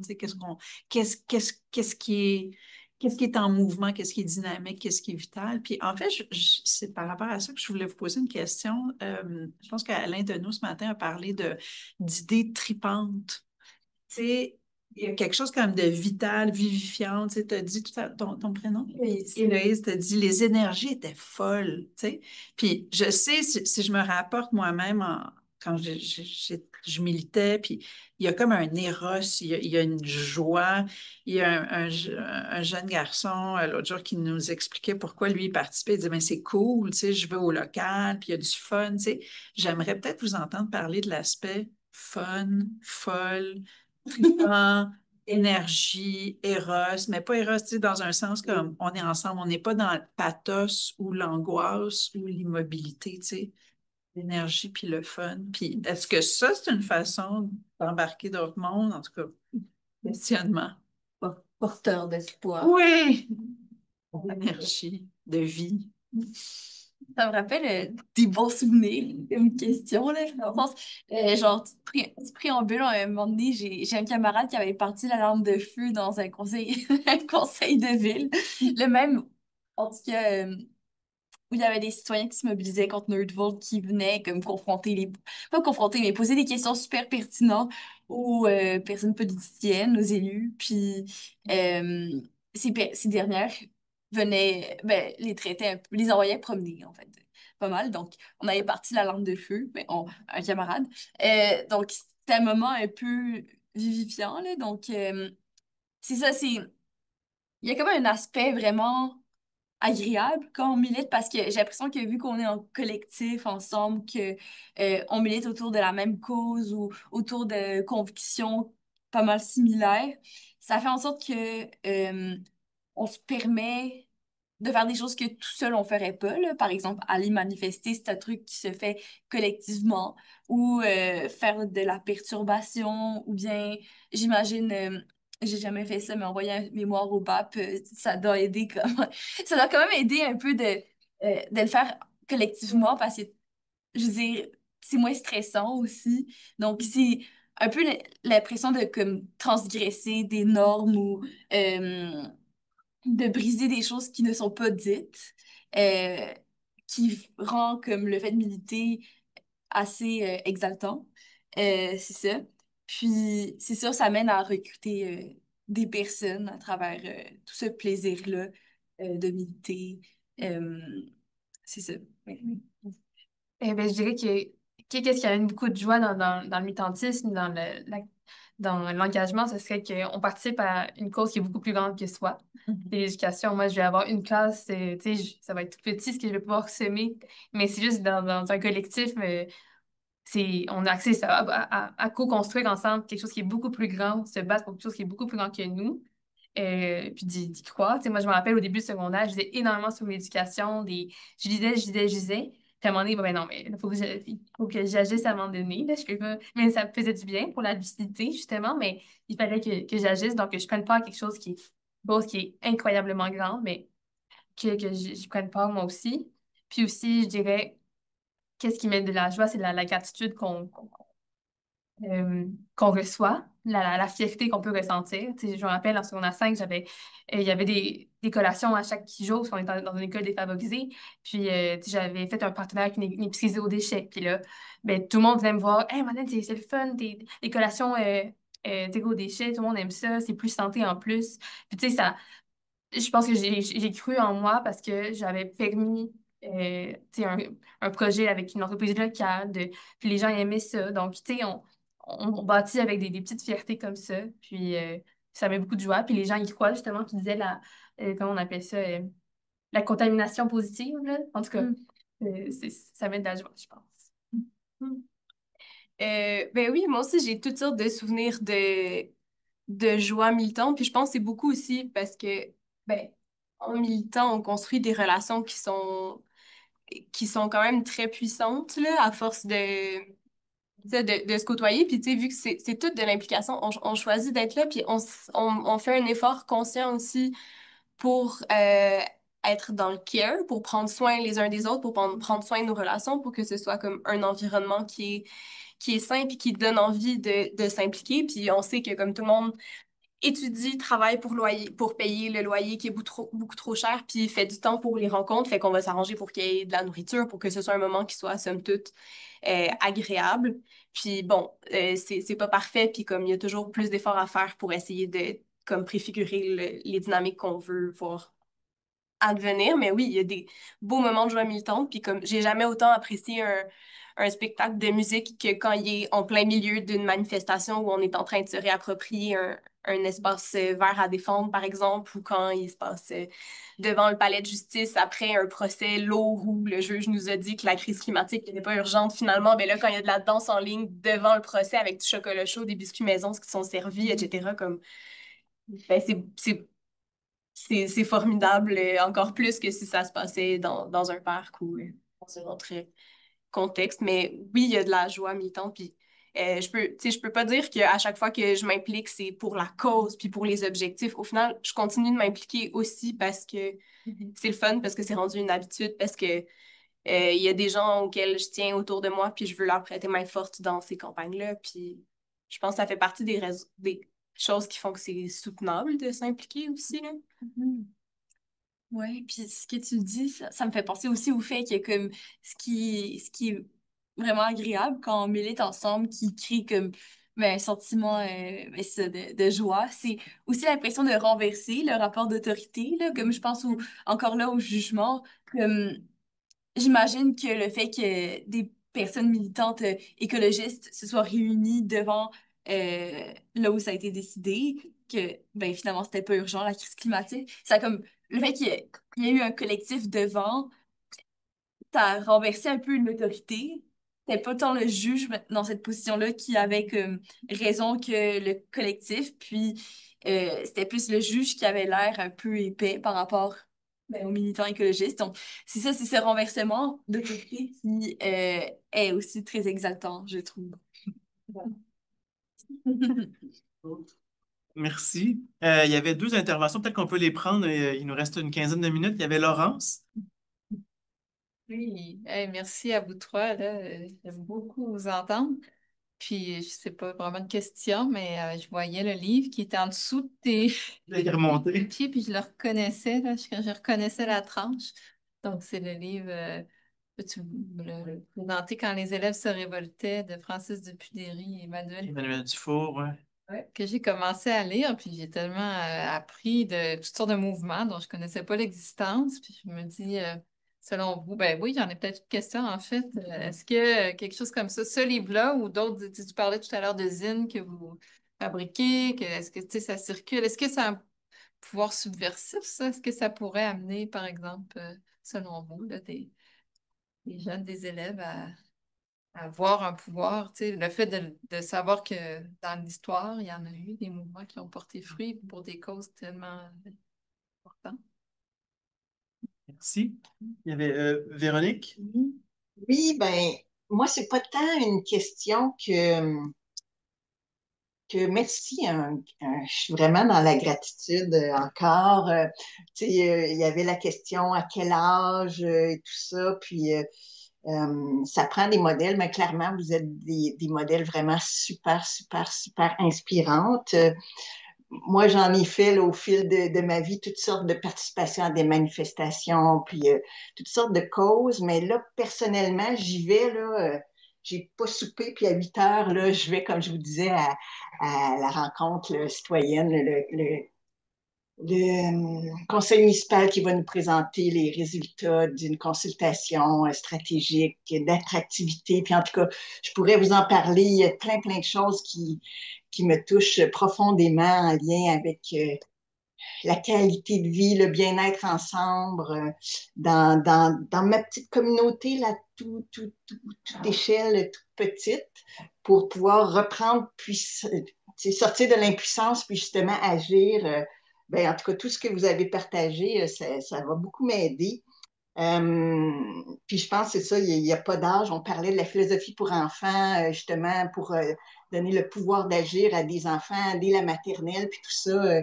Clairement, moi, je suis aussi dans cette voie-là depuis quelques années. C'est extraordinaire. Puis c'est ça, des gens, tu sais, comme moi, là, j'ai 58 ans, mais tu sais, c'est comme, je pense que même si j'ai fait un petit peu tout au long de ma vie, j'ai participé à des manifestations, mais jamais je me suis sentie aussi touchée émotivement, personnellement que maintenant. Puis ça, ben, c'est parce que c'est ça, je t'ai dit quelque chose tantôt, Hugues, là, une brèche, là, qu'il y a quelque chose qui une brèche, une prise de conscience, quelque chose qui s'emballe, mais c'est parce que c'est ça, c'est comme, ça touche vous avez dit, là, je suis tout éparpillée, mais c'est parce que vous avez dit tantôt, là, Aurélie t'a dit, ah, c'est donc bien cool, une musique dans la manif. Moi, la musique, ça me touche. Musique et nature, c'est mes moteurs principaux, les sensibilités. Mais tu sais, une musique dans une manif, une danse en ligne avec du chocolat chaud, c'est formidable. Plus encore, ben, ça me ramène à, tu sais, c'est ça la beauté de la vie. Là. On existe ensemble, puis on peut vivre des belles choses comme ça. Ça fait que c'est très porteur toute la journée. Merci, puis merci à vous. Vous êtes des modèles extraordinaires. Puis, je sais pas comment ça va se passer à la réunion tantôt, mais de toute façon, je vais y être, puis c'est déjà ça. À suivre. On vous envoie bien beaucoup de belles pensées pour votre action ce soir. Gilles, ouais, t'as une Oui, question? mais ma question, ça a été par rapport à la discussion qu'il y a eu tantôt, par rapport à l'expérience sensible. Je me demandais quelle place est-ce que ces sensibilités au pluriel, elles occupent dans l'organisation. Est-ce que est-ce qu'on la laisse habiter? Est-ce qu'on la laisse mais est-ce que vous vous laissez être incarné par ces sensibilités-là? Est-ce que vous pouvez en discuter entre vous? Est-ce qu'on prend du temps pour la considérer? Parce que clairement que c'est cette considération qui anime votre autisme à sa base même, mais est-ce qu'elle est bel et bien reconnue? Et est-ce que vous considérez qu'elle l'est assez ou pas assez ou trop? Et voilà, je me demandais où est-ce que elle doit avoir juste une autre place dans notre quotidien, euh, et ainsi soit-il. Ou voilà, c'est ça que je me demandais. Merci. Alors, est-ce qu'il y a des premières idées qui vous viennent que vous aimeriez partager au regard des trois interventions? Euh, ouais, je peux me lancer. Ben, je pense par rapport à question, Laurence, sur ben, il est dans ma liste de lecture. Je l'ai pas encore lu, mais en le feuilletant, ça me semble formidable comme œuvre, puis c'est super beau, puis je pense que ça peut être accessible pour des jeunes, là. Je sais pas à partir de quel âge exactement, là. Mais oui, je pense que de regarder dans l'histoire ce que les mouvements sociaux ont permis d'amener, ça donne des idées sur ce qu'on peut faire, sur le pouvoir d'action comme qu'on peut avoir. Puis ben c'est ça qu'on pense au mouvement écologiste, mais pas que, là, tu sais, qu'on sache que si on travaille pas 70 heures semaine, c'est parce qu'il y a eu des mobilisations syndicales, que s'il y a des garderies, c'est à cause des mobilisations féministes, etc., etc. Je pense que ça peut être super porteur d'apprendre ça à l'école. Puis j'ai vraiment hâte de le lire aussi non plus. Est-ce que vous connaissiez l'ouvrage? Ben, Amélie, tu le connaissais? J'ai pas encore lu, mais je l'ai noté, là. Oui. Mais Là, j'ai réfléchi. ben, comme pour ta question, c'est ça, je pense que euh, ça peut vraiment, oui, ça peut être ben, subversif dans le sens que effectivement, ça peut inspirer comme les jeunes personnes à, ben, puis ça leur donnait envie de se mobiliser pour des causes qui jugent injustes ou justes. Puis ça me rappelle aussi, quand je suis arrivée au cégep, donc en sortant du secondaire, j'ai comme eu une phase où j'ai commencé à clencher plein de livres de ce genre, qui n'étaient pas des bandes dessinées, mais plus comme des essais, qui parlaient justement des mobilisations étudiantes, ben, surtout 2012, là. Puis ça m'avait vraiment beaucoup inspiré. Ça m'a donné une idée de c'est quoi les genres d'actions que les jeunes de mon âge peuvent faire, comme faire signer des pétitions, faire des grèves, faire des assemblées. Donc, clairement, ça a vraiment un pouvoir subversif. Ouais. Et ouais, pour le rapport de l'accessibilité, est-ce que vous aviez des réponses? Oui. Et bien, dans le fond, c'est comment on accueille, j'ai la sensibilité dans nos mouvements. Oui. Oui. C'est une très bonne question. Est-ce que vous êtes habité par elle et est-ce que vous pouvez la communiquer avec quel est le mot? Voilà. Oui, camarades. Ben, tout à l'heure, tu as employé le terme camarade. Ben, pour ce qui est de debout, moi, je pense qu'on peut accueillir oui, bienvenue à accueillir tout ce qui est nos expériences plus sensibles, notamment par la colère, en tout cas, moi, je ressens des fois de l'indignation, là, tout ce qui se passe. Mais qu'est-ce qui est bien le plus, c'est je m'implique dans la fresque du climat à l'Université Laval. Puis, c'est comme un moyen, en fait, pour pas éduquer, mais sensibiliser à la crise climatique avec les causes, les ramifications, avec les causes, conséquences. Puis, qu'est-ce que j'aime dans cet atelier-là, c'est que on permet, en fait, après une portion très intellectuelle, rationnelle, qu'est-ce qui vient avant, qu'est-ce qui vient après, les GES, les statistiques. Moi, je trouve ça important, mais c'est pas ça qui m'habite, c'est pas pour ça que je milite à cause de chiffres, là. Euh, et donc, qu'est-ce que je trouve le fun dans cet atelier-là, c'est que la deuxième portion, c'est sur les émotions. Qu'est-ce qu'on a vécu? Parce qu'il y a des personnes il y a beaucoup d'étudiants, puis c'est ça que j'aime avec la fresque, c'est que euh, j'apprends à connaître des étudiants qui ont enfoui une certaine éco-anxiété, une colère, qui ont enfoui ça, parce que de toute façon, ça sert à rien. C'est beaucoup un discours assez défaitiste. Puis, ce que ça permet, en fait, ça peut être de remonter, mais qu'est-ce que tu sens toi? Puis c'est pas juste, ah ben, je suis un petit. Tu sais, on essaie de mettre des mots. C'est pas, on essaie d'aller un peu plus en profondeur parce qu'on sait que les émotions sont un moteur d'action. On en a parlé un peu plus tôt.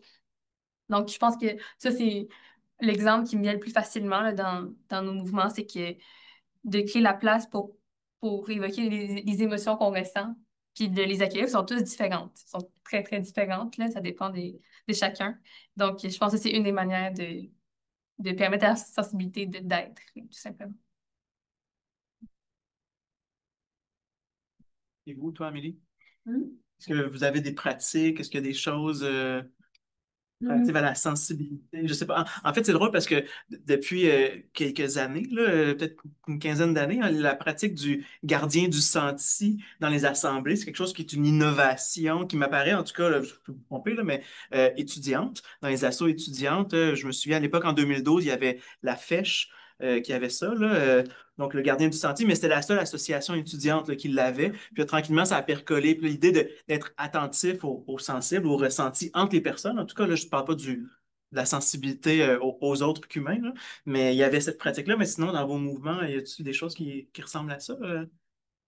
Euh, ben, non, mais ça, je suis comme d'une part, ça, je rejoins full ce que tu viens de dire, là. Puis c'est ça dans rage climatique, on s'appelle rage climatique parce qu'on est comme justement connecté à notre sentiment. Puis on dit ce qu'on dit, c'est pas de l'anxiété, c'est parce que il y a vraiment une injustice en ce moment. Puis la réponse à cette injustice, c'est de se sentir mal, mais ce sentiment-là c'est plus comme si de la rage, un sentiment d'injustice qu'on éprouve et non pas un sentiment d'impuissance. Donc, c'est comme on essaye, en ce sens-là, d'être connecté à nos sentiments, aux sensibles, aux injustices qui se passent, puis être conscient des impacts que ça a sur nous. Donc, un sentiment de révolte. Donc, à un certain point, on est comme connecté aux sensibles. C'est ça. Mais par contre, je dirais que mais du moins, de ce que j'observe dans les milieux militants, notamment dans Rage climatique, c'est que quand bien même on est sensible face aux injustices, il y a quand même une certaine rationalité un peu froide qui demeure, comme on essaye d'analyser les phénomènes sociaux de manière très comme causale, donc X engendre Y, ou aussi, oui, il y a des fois des gardiens du senti dans les rencontres, dans les assemblées. Euh, Ces personnes-là veillent à ce que tout le monde se sente bien ou tout le monde puisse être à l'écoute de ce que autrui ressent. Par contre, ça a quand même ses limites. Puis, euh, il y a quand même des dynamiques d'exclusion qui sont ou ouais, des dynamiques d'exclusion qui ont lieu parce qu'on n'est pas encore assez connecté aux sensibles, je pense. Mais bref. J'étais vraiment contente quand Rage climatique a émergé aussi. De voir... Non, mais comme c'est c'est je me souviens de la Sève qui se faisait tout le temps demander à chaque entrevue avec des journalistes qu'on donnait, c'était est-ce que vous êtes éco-anxieux? Suivi de oui, mais c'est pas incohérent, vous avez des téléphones cellulaires. Et super, parfait. Euh, mais cette question d'être capable de dire comme ben oui, toutes les émotions sont valables, puis on peut ressentir à la fois de l'éco-anxiété, c'est anxiogène, puis c'est une réaction comme lucide à la situation, je trouve. Euh, puis mais en même temps, tu sais, OK, mais on est en colère, il y a des responsables de cette crise-là, puis la colère qui peut porter à l'action, puis je trouve ça à la fois comme super positif qu'on valorise les émotions, autant je peux pas dire que comme je suis si connectée que ça, ou comme, il y a comme un défi de, on veut être compris comme des interlocuteurs valables, puis aussi en étant des jeunes, des étudiants, en n'étant pas des professionnels, en n'ayant pas de ressources, d'argent, de titres, on n'est pas considérés comme des experts, entre guillemets. Fait qu'il y a ce truc de comme, je pense qu'on se retrouve à déployer un discours qui est très rationnel. Pas que la rationalité est pas sensible, là, mais comme rationnel au sens très limité de genre tac-tac, causalité, arguments, chiffres et tout, pour être compris, mais en même temps, ben, j'ai comme envie que l'émotion elle soit valable aussi, puis qu'on se sente comme légitime d'agir parce que on aime le vivant autour de nous, parce qu'il y a des personnes auxquelles on tient, parce qu'on pense aux enfants, aux générations futures, ou comme personne n'est plus affectée par la crise en ce moment, parce qu'il y a des choses qu'on aime, puis parce qu'on est en colère face aux menaces qui plombent sur elles. Comme juste ça, c'est assez pour se sentir légitime d'agir. Faut pas avoir étudié, faut pas être expert, même si comme c'est utile d'en apprendre, mais ouais, je pense que des contradictions, pour moi en tout cas. Puis que cette colère-là est légitime en soi, là, on doit la reconnaître. Là. Puis d'ailleurs, ben, il y a quelques années, on a eu une des membres chercheurs du Centraire, Gina Tézé, qui était ici avec nous un peu plus tôt aujourd'hui, qui nous a offert une très belle présentation là, sur la pertinence, en fait, de cette colère-là, sur la valeur épistémologique, en fait, de la colère comme émotion à reconnaître, puis mobilisatrice, en fait, pour l'action. En fait, pas une colère inhibante, mais une colère, une rage, finalement, qui engage, justement dans l'action. L'éthique de la colère. L'éthique. L'éthique de la colère aussi, oui, effectivement, oui. Le temps file, on va peut-être prendre deux dernières interventions, oui, Dominique puis Alexandra. Très rapide, premièrement, merci. Euh, pour celles que je connais, vous savez à quel point pour moi c'est important que les jeunes soient pris en compte dès le plus jeune âge. Mais là, c'est le papa qui va parler. Le papa aimerait poser une question parce que moi, je suis mobilisé depuis aussi loin que je me souvienne, ça doit faire 42 ans. J'ai 50 ans. Au conseil d'élèves, au primaire, déjà, on était déjà dans des demandes. Mais comme papa, mes enfants, moi, ne sont pas mobilisés nécessairement sur les luttes sur lesquelles moi, j'ai été mobilisé. Elles m'ont toujours appuyé, mais pour elles, c'était pas ça leur lutte. C'est quoi votre rapport avec vos parents à ces luttes-là? Comment vous avez ces discussions au restaurant, à la maison? Je suis curieux de vous entendre parce que moi, j'ai eu cette discussion-là avec des milliers d'élèves, mais je ne l'ai jamais eu avec mes enfants, donc je serais curieux de vous entendre un peu. Est-ce que vous entendez un appui de la part de vos parents? Est-ce qu'on vous challenge? Est-ce que vous sentez qu'ils sont inconditionnels par rapport à vos luttes parce que vous êtes leurs enfants? Je ne sais pas. Question. Bonne question. Peut-être on prend un commentaire. Vraiment micro, c'est un livre en philosophie d'une Sophie Galabru, puis c'est une philosophie de la colère. Ça s'appelle Les visages de nos colères, puis elle commence avec la colère d'Achille, puis c'est vraiment une exploration du pouvoir comme mobilisateur, puis elle essaie de vraiment légitimer la colère comme émotion forte en philo. Puis c'est une jeune Galabru, puis c'est une jeune philosophe, elle doit avoir à peu près 32 ans, puis elle est vraiment en train de faire... Son dernier livre est sur la famille, alors enfin, il y a un champ philosophique à explorer la colère aussi. Lucie? Galabru. C'est ça, on est en fait dans une réunion qui se situe dans le cadre de la coalition Éducation, Environnement, Éco-Citoyenneté.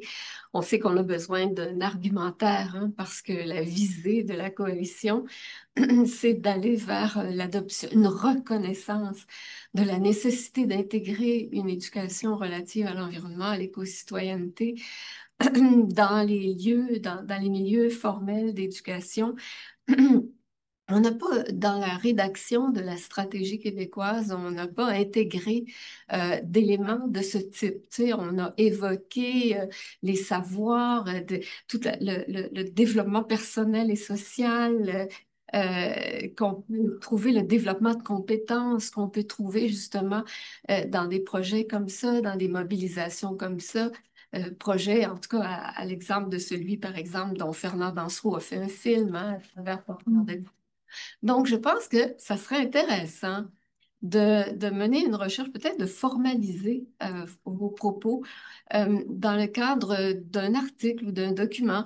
On le fait à propos des groupes environnementaux. Là, on a publié un ouvrage, L'héritage des luttes environnementales au Québec, où je retrouve mais exactement là, ce que vous exprimiez en ce qui concerne les apprentissages au sein des groupes environnementaux.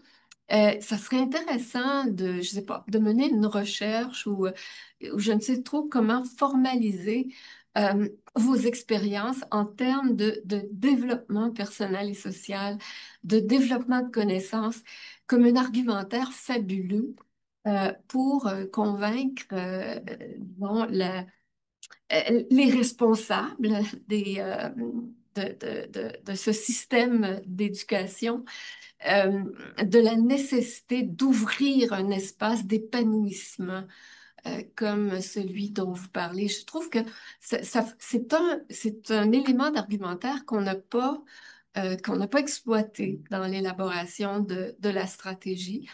Et ben, moi, j'aimerais savoir le temps de faire ça. Cette recherche-là, c'est comme on le fait avec les groupes citoyens, le faire avec les groupes étudiants, mais ça serait une recherche nécessaire, je pense, et qui serait un fabuleux argumentaire. Peut-être un mot de la fin. Un dernier mot de Véronique. Véronique nous dit, je voulais partager le pouvoir aussi de la tristesse et des larmes lors de la prise de parole. Très bon exercice par Lectio Divina dernièrement avec Alexandra et mon amie. Cela m'aidera ce soir si je m'exprime, car assurément, je serai très sensible et touchée. C'est beau. Merci Véronique. Alors peut-être, ben, je ne sais pas si vous avez des éléments de réponse pour les deux questions évoquées. La troisième, peut-être plus pour la recherche et peut-être moins. Mais si ça vous intéresse de participer, par exemple, ce serait intéressant qu'on reste en contact, évidemment. Mais avez-vous un petit mot de la fin en guise de réponse sur la relation parentale, par exemple, entre autres? Je peux y aller. Je pense que les enfants, comment dire, on apprend des valeurs de nos parents énormément. Puis je veux dire que les valeurs, ça peut, comment dire, mes parents, ils sont des musiciens, et donc ils m'ont toujours transmis le fait on peut faire ce qu'on aime, puis on va trouver comment y arriver, mais on fait ce qu'on aime, puis on peut donner tout notre cœur à ça. Et donc, je pense que la cohérence, cette valeur-là, était primordiale. Puis là, quand j'ai appris quand j'ai lu, j'ai fait des recherches, il fallait que je m'engage. Puis, donc, c'est comme si la valeur qui m'ont inculqué, les valeurs, mais cette valeur-là en particulier m'a permis de m'engager. Puis après, ben maintenant, je veux dire qu'ils sont toujours très, très ouverts, très, très... Mais je pense que ce serait cette valeur-là. Je dirais que même si c'est pas la même... ils sont pas engagés dans la lutte environnementale, là, mais je veux dire, on partage les mêmes valeurs. Donc, il n'y a aucun conflit, aucune trace de... C'est ça, de tension, ouais. Ouais, mais je peux y aller. Ben, moi aussi, je pense que la pomme n'est pas tombée si loin de l'arbre. Mes parents ont toujours été quand même engagés, pas toujours dans les mêmes luttes que celles pour lesquelles je m'implique, mais il y a comme une fibre militante, puis des connaissances aussi qui ont été, comme des apprentissages que mes parents m'ont fait qui ont facilité le fait que je passe le pas pour m'impliquer. Comme j'ai des camarades militants pour lesquels c'était pas aussi facile, là. Mais aussi, je me souviens comme quand on était, tu sais, début cégep et tout, les personnes qui venaient de familles moins de gauche, mettons, ou moins sensibilisées sur les enjeux environnementaux, il y avait aussi un truc de comme les jeunes militaient, puis ensuite ils ramenaient ça à la maison, puis ils essayaient de convaincre leur famille. Puis je pense que quand ça vient de ton enfant, peut-être que le message passe plus en tant que parent, tu sais, ou un enfant qui arrive puis qui est préoccupé par comme l'état du monde et tout, je pense que ça peut toucher, mais ouais, sans aller si en détail dans la relation avec les parents. Mais de mon part, c'est ça, comme mes parents sont pas politisés, là, ou ils militent pas. Fait que c'est sûr que comme pour ben, ce qui m'a mené à militer, c'est ben, de un, ben, les quelques profs que j'ai rencontrés qui m'ont marqué, puis de deux, la mobilisation environnementale aussi, là, comme il y avait des personnes, des camarades de classe qui ne se pointaient pas à l'école à tous les vendredis pour aller manifester, fait que je me suis posé des questions, puis les profs avec qui je m'entendais bien m'ont comme on jasait, là, en tout cas. Fait que c'est ça. Puis ça fait en sorte que, ben c'est sûr que mes parents, ils ont plein de qualités, là, genre je les aime, comme ils m'ont apporté une structure, je suis structurée, je fais mes choses dans le temps, puis bien, là, comme, c'est ça, ils ont leurs qualités et leurs valeurs qui m'ont inculquées, mais c'est sûr que pour ce qui est du militantisme, c'est pas à travers eux que je cherchais à, comme, euh, euh, ben, à être comprise. Comme c'est pas une partie de ma vie que je partage tant que ça parce que ben, quand j'ai essayé, il y a des choses qui sont passées, genre on fait maintenant du compost. Ça date de quand j'étais au secondaire puis que je voulais qu'ils fassent du compost. Des fois, on débat sur la police, sur nos institutions. Fait que ça chemine, mais très lentement. Fait en sorte que C'est sûr, je vais pas leur parler de mon militantisme parce que sinon, ils vont tomber de leur chaise, là. Alors, c'est ça, là. Enregistré, hein? Ouais.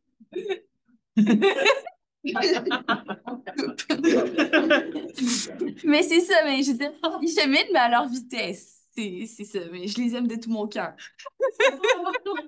Comment éduquer ce Oh, ça se fait très lentement.